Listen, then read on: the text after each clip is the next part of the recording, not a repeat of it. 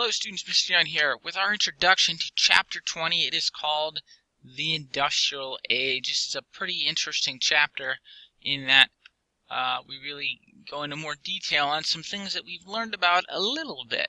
For example, we're going to talk a whole lesson about railroads and the expansion of railroads. We've already talked a little bit about the transcontinental line.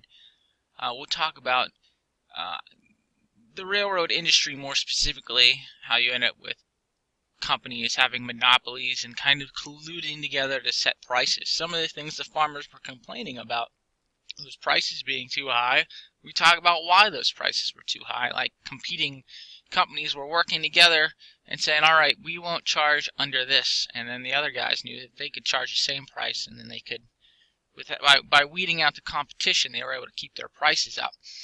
Lesson 2 is fascinating. It's all about inventions. So we're going to talk about things like the telephone and electricity and the Model T.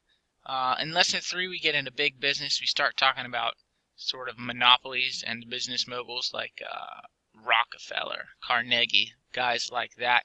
And then lesson 4 we talk about basically it's unions again. We're talking about workers in the industrial age. It's a lot like the lesson 4 in the last lesson, except instead of talking about farmers and what they did to help themselves, we're going to talk about the labor unions and how they tried to make their situation better, because the situation still wasn't good for them. We'll talk about sweatshops and the working conditions in these factories and how they're not really getting any better quite yet.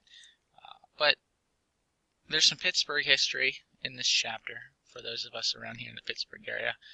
Pittsburgh's a big steel town, and we're going to talk about the steel mills. So that's it for Chapter 20. There's a lot of vocab in this chapter. I believe 21 vocab words on the next page. So go ahead and take a look at that, and then you'll have your assignment. It's a written assignment form, so you can write the sentences of the story. But the numbers are higher because there's a lot more vocab. So I want to say it's like 15 sentences or a story with 10 words. Instead, it's usually the numbers are lower. So that's it. We'll probably do this.